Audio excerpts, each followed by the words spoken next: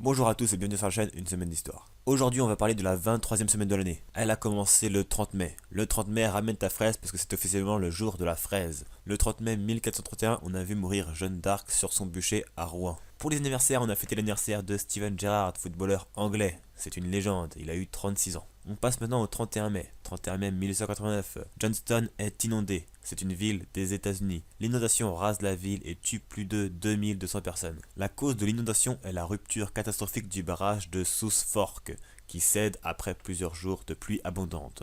Plus de 18,2 millions de mètres cubes d'eau furent alors relâchés, formant un mur d'eau de plus de 10 mètres de hauteur. Moi j'aime bien quand il y a des vagues à la mer, mais là ça fait un peu beaucoup quand même. Le 31 mai c'était l'anniversaire de Marco Reus, joueur de football allemand, il a eu 27 ans. On enchaîne avec le 1er juin, le 1er juin rien d'intéressant, à part peut-être l'anniversaire de la chanteuse de Christine and the Queen, Héloïse Letizier, elle a eu 28 ans. Le 2 juin il ne se passe trop rien non plus, désolé je ne crée pas l'histoire, je préfère qu'il n'y ait rien du tout plutôt que des malheurs, ça me semble plutôt logique. Mais par contre le 2 juin, je vais vous dire quelque chose quand même, c'était l'anniversaire de Maïté, restauratrice et animatrice gastronomique française, elle a eu 78 ans. Vous savez, c'est celle qui a fait la pub de Boursin. Ah là là. C'était aussi l'anniversaire de Sergio Agüero, footballeur argentin. Il a eu 28 ans. Le 3 juin 2016, mort de la légende Mohamed Ali à l'âge de 74 ans. C'était un boxeur américain évoluant en catégorie poids lourd. Il remporte à 18 ans la médaille d'or des poids mi-lourds aux Jeux Olympiques de Rome. En 1967, 3 ans après avoir remporté le championnat du monde des poids lourds,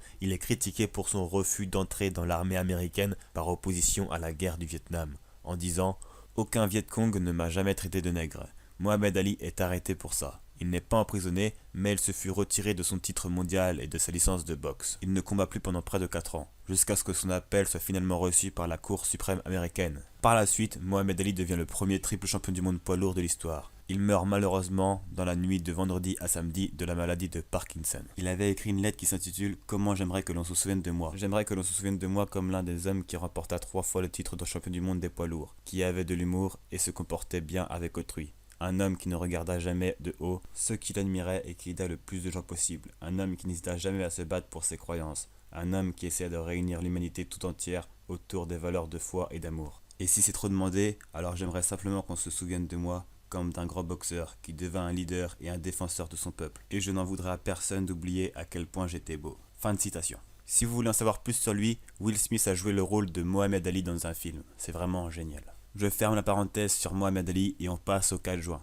4 juin 1917, création du prix Pulitzer. Le prix Pulitzer est un prix américain remis dans différents domaines allant du journalisme à la musique. En journalisme, il est considéré parmi les plus prestigieux du monde. Le 4 juin, c'est l'anniversaire d'Angelina Jolie, actrice américaine. Elle a eu 41 ans. On a terminé cette 23e semaine avec le 5 juin. 5 juin 1662, Louis XIV prend le soleil comme emblème. C'est vraiment important parce qu'on l'a surnommé le roi soleil pendant toute sa vie et encore aujourd'hui, on l'appelle comme ça. Le 5 juin 1882, inauguration du musée Grévin à Paris. Si vous ne le savez pas, le musée Grévin est un musée de cire. Des artistes reproduisent à l'identique des personnalités avec de la cire. C'est vraiment impressionnant.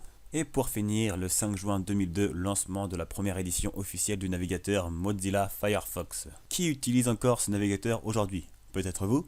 Pas moi en tout cas. Et j'ai failli oublier que le 3 juin c'était l'anniversaire d'Emeric. Il gère la chaîne Main News et fait principalement des vidéos sur Minecraft console. Il gère vraiment dans ce qu'il fait, donc allez voir si vous kiffez Minecraft. Alors bon anniversaire et faites bien tes 18 ans. Voilà, on se quitte sur cette formidable info. J'espère que cet épisode vous a plu. Si c'est le cas, comme toujours, n'hésitez pas à vous abonner, à liker la vidéo et à laisser un petit commentaire si ça vous chante. Sur ce, moi je vous laisse, je vous dis à la semaine prochaine pour un nouveau numéro d'une semaine d'histoire.